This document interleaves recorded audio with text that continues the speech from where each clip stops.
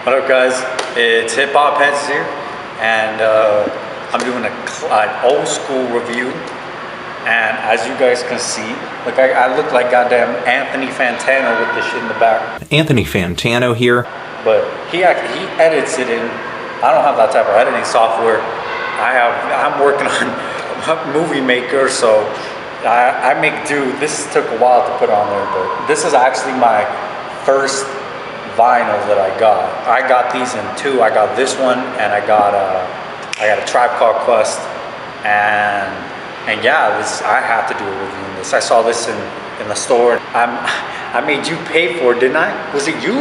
Yeah. Me and Sebastian. Yeah, I made you guys pay for it. Well, I got to buy two because they were originally gonna buy me a record. I told them, I saw this thing in the store, and I said, yo, you guys gotta buy me this. I wouldn't leave the store, and the way they made me leave the store is they said, okay, they come back and buy it. So they did that, and then when we came back, I saw a Tribe Called Quest, and we found $20 on the ground. That was some shit. That came from Jesus or something. So I gotta buy two records. That was dope. We're doing OutKasts. I got the little CD as well, so I'm not like holding the record and shit.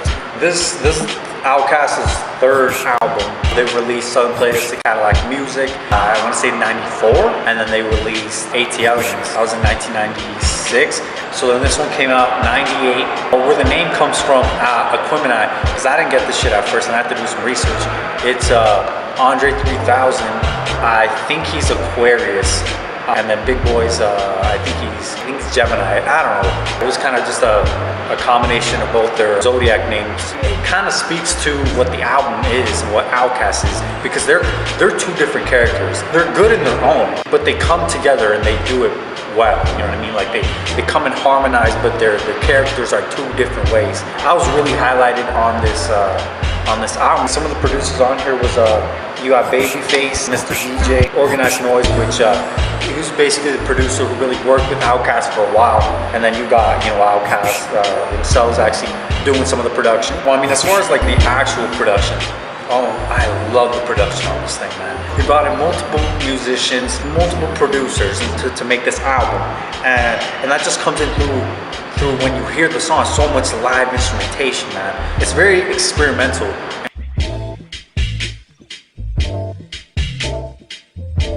And what they did is they brought a lot of that like Southern soul, and I'm not saying that these are the only dudes who were doing that, because I know there's other dudes who came before them who was doing that, but they really made it popular, and they brought it up to a global, national stage, now global stage. They brought all those elements. They brought in soul, funk, blues, jazz, and they just and that's what this album is. It's a lot of those elements coming together with hip hop foundation. But a lot of this was actually pretty experimental. It's different than if you're like one of those original boom bap guys, or you like a New York guy or something like that. This is gonna sound pretty different than what you're used to.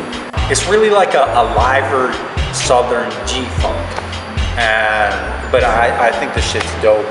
That's just my opinion. You got like a bunch of guitars, harmonicas, synthesizers. There's a whole song synthesizer with George Clinton. Yeah, he was on that song. You got the slow drums. Just a lot of the instrumentation, the production really made this album. A lot of it basically it helped define this album on its own. You can tell from the songs which album it belongs to. You'd be like, oh, okay, that belongs to like Stankonia, or okay, that belongs to ATLians, or whatever it is. You can tell which album it belongs to, and this sure as hell has its own mood, its own everything, and it's like a character on its own. So like I was saying, with the Aquemini, the two different contrasts, it's really Andre's like a deep poetic thinker on the album, and like everyone says he is one of the best. He's one of the best MCs of all time, in my opinion. But a lot of people don't give Big Boy his credit, and Big Boy, his style, it was really his like his rhyming scheme and stuff like that. That is so, he contributed so much, and that was so unique to him, and people don't give him enough credit for that. Big Boy, he brought his own style, and I love that. But Andre's is my personal favorite. He brings those lyrics, and Big Boy's kind of like that more relatable street guy, and Andre's like that deep thinker who's thinking about all this different types of shit that, you know, I guess the average person wouldn't really think of. I think I already said this shit, but I love this album. This is top 2 for me. It's hard to say. I'd put, you know what? That's hard to say because I got some playlistic. I got ATLiens, and I got this one all on my top. Those first 3 albums that they brought out were classics, and I got those. It's hard to pick one. It's kind of like picking your favorite child. I love this album, though, no doubt about that. There's like an emotional connection that I have with this album, man. And this was the last album that I heard from OutKast. Actually, I listened to all the other ones. I think I listened to Southern Playlistic and then this one, or it was the other way around. But I know this was one of the last OutKast albums that I heard.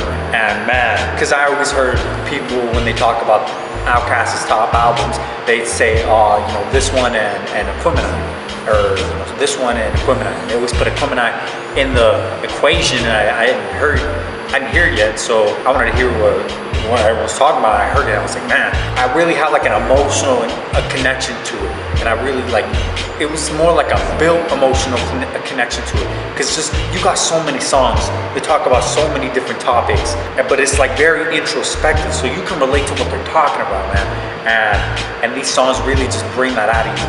It just brings like that emotion out of you. That's for production, lyrics, and all that shit, and that's why I love, this is one of my top OutKast albums.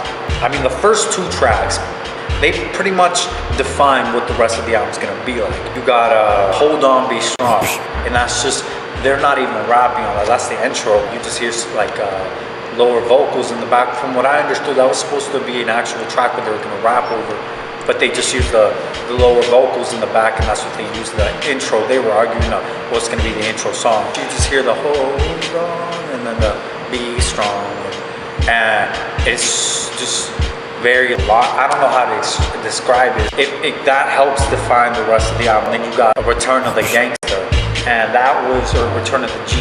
Andre spazzed out on that song, man.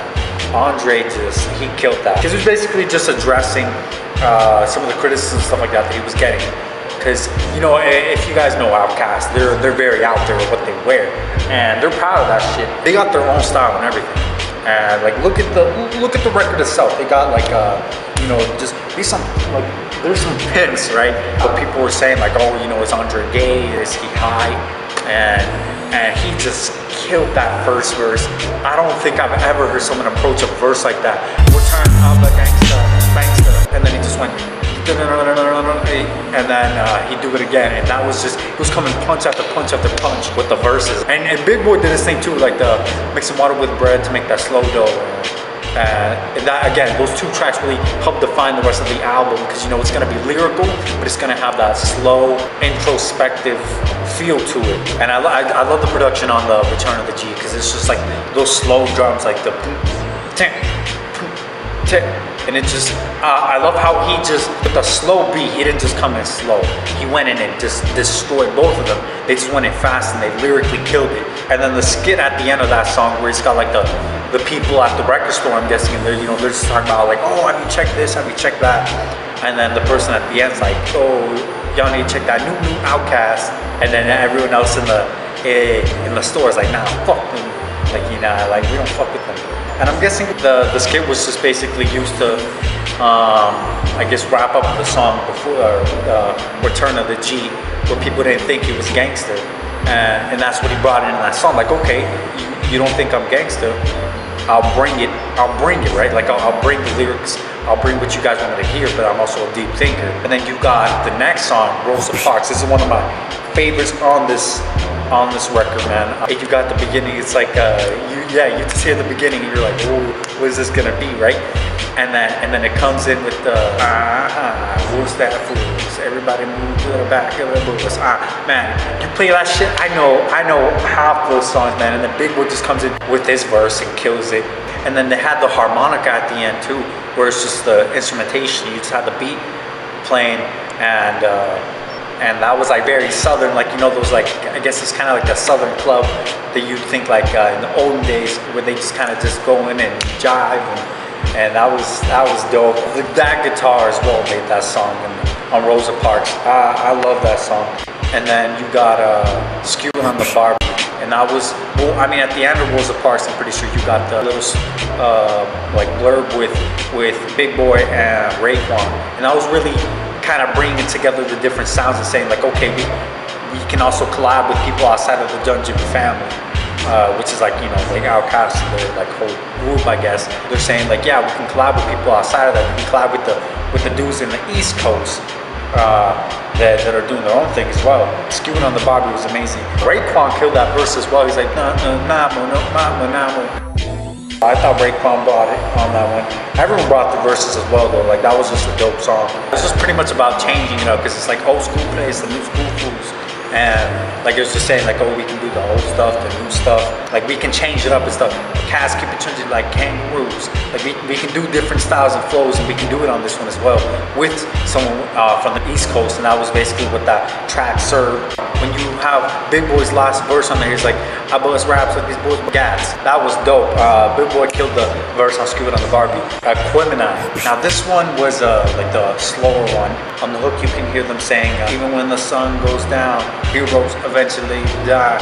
Horoscopes often lie, and sometimes why. None is for sure, none is for certain.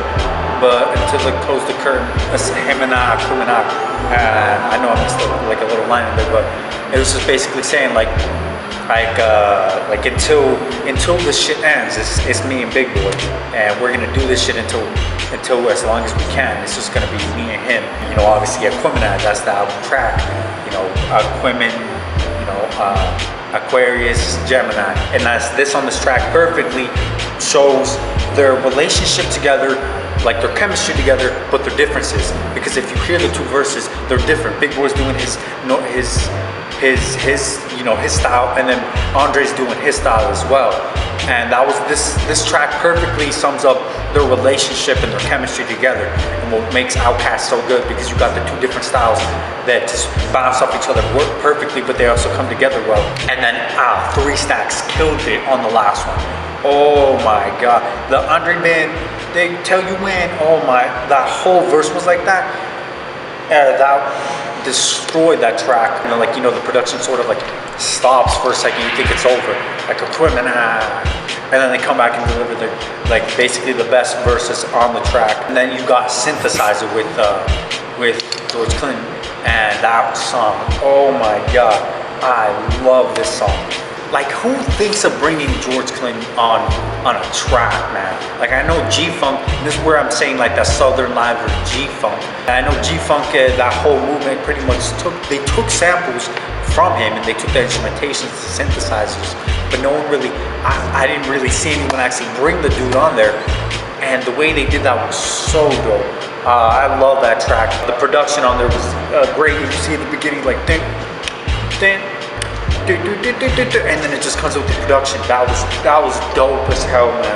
Andre killed it on that song as well. When he's like, synthesizer, microwave me, give me your pills so I can mix up my babies. That was dope as hell. He killed that verse. Basically, the idea of the song was just basically saying like, you know, synthesizer, it's like a newer equipment, but it was kind of meant to represent like the technology that's going on in music and stuff like that. Just bringing out this, just kind of replacing the actual realness of ourselves and the realness of the music. And that was basically what the song is like. Oh, I think I need a new, or my nose kind of messed up, need a new one and stuff like that. Like motherfuckers are really fake, and they're using all this technology and stuff like that. And then you had George Clinton ending the song where he's like a digital sex in time or whatever. That shit made me laugh, but I love that song. It brought a message as well. And then you got Slump, and Slump was basically talking about them selling dope. And this is where it's showing the two different sides. Like, okay, Big Boi's talking about him growing up in Atlanta and selling dope when he had to and stuff like that. It was nothing crazy, but it was definitely, you know, lyrics as well, and it's just telling a story. And that's where that relatableness that Big Boi brings into the track. 3 Strikes You're Out verse that he did on there, whatever. That was dope as well. West Savannah. So I know this song was recorded when they recorded some of the playlists of Cadillac Music, and you can definitely tell that this song, it sounded like it was supposed to be on there, but it still worked in the album. It was talking about just growing up in West Savannah, the struggle and stuff like that. And they don't really talk. I wouldn't say they don't talk about that too much, but they definitely do. But this song really just kind of brought that out as well. And then you got the art of storytelling, 2 art of storytellings. This is where they bring that lyrical content. This is where they tell a story. Big Boy's flow was so distinct on it, man. On the first one, the story of what was it? Her name's Susie Screw. She ends up like overdosing or something like that. That was crazy. The second one where he's talking about the world ending and seeing like blue skies and stuff like that. That was just when Andre and stuff like that, they were just on that like end of the world type shit when they were making it. Because, you know, obviously 1998, 2000 was coming in, everyone didn't know what was happening at the, you know, what was gonna happen in 2000, stuff like that. So that was definitely, I'm guessing that's where that influence came from. And then you have Mamacita. Oh, Mamacita was horrible, man. Mamacita was just, oh man, I'm sorry. And I hate to say this because this album was damn near perfect, man. And at first, I heard it at first and I was like, it's okay. The girl on the track, like she was okay. And again, the idea was there on the track. It was just, no, and that hook was cringeworthy. No, Mamacita, Papadana, Mamacita. Like the idea was there, talking about relationships and stuff like that, but that sure as hell, it missed the mark. The verses were okay, but just, that hook was horrible, man. That shit was cringeworthy. Maybe if they changed the hook, it would have been bearable, but that was definitely a blemish on the album, man. This was not a good song. And then it comes back with one of the best songs on the album, Spodioly Dope Delicious. And oh my God, I love this track. And again, that's where that live instrumentation comes. This whole thing's live instrumentation. It's, you know, it's got Big Boy and Andre 3 Stacks doing their spoken word type thing. And I guess it was just talking about seeing a girl at a club or something like that, and you know, not knowing what to do. I love that. Oh my God, that's a classic song from OutKast. That's one of my favorite songs of all time. Just the production on there, man. That live instrumentation was dope as hell. Like, damn. Just that song is dope. The instrumentation is probably one of the best ever. The next one is Y'all Scared. And Y'all Scared, that was just basically just straight verses, like completely different verses. I had like a bunch of features and it was just, you know, the different people just bringing in straight verses. There was no hook. That was a dope song as well, but it wasn't like one of my favorites. Nathaniel was a perfect segue into Liberation because it was a call from a guy in prison. You can hear him just, and it was an actual call that they took and they recorded, and you can hear him like freestyling whenever, like trying to get out. That was the perfect segue into Liberation, because Liberation is talking about being free. I guess you could take it a couple different ways. Mentally, you know, you talk about slavery. I'll get into Liberation in a second, but yeah, Nathaniel, that skit or song was perfect segue into that. And then you got Liberation, man. Oh my God, that's that shit, man. Liberation's my favorite track on this, man. Like, you're having a bad day, man, you listen to that shit. That's that song. Like you just feeling down, you listen to that shit, man. And that track was just so dope. And then you have Cee-Lo come in and just destroy that song. Everyone brought it, you know, from Erykah Badu to Cee-Lo to Big Boy to Andre. Just the whole song was just, it was a beautiful song, if I could describe it. It was just so soulful, man. You just feel it all. And I know one of you motherfuckers would be like, oh, he's just dick riding, like OutKast got you feeling some type of way. Nah, it's nothing like that, man. Like, the music just really makes you feel something, man. And definitely on this track, that's that song that I go back to countless times, man.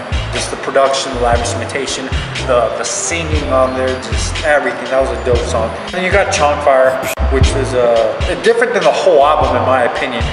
It was more like something you hear off Stankonia.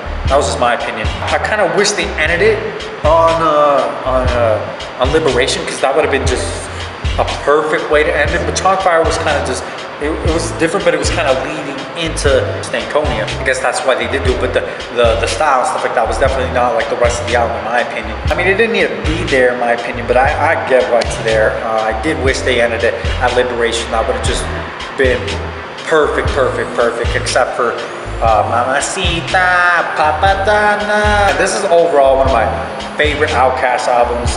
Just so soulful, man. The contrast was definitely very evident. This is definitely a classic in their discography, man.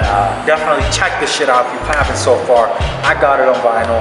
Definitely dope way to start my vinyl collection. Just dope overall, man. I love this album.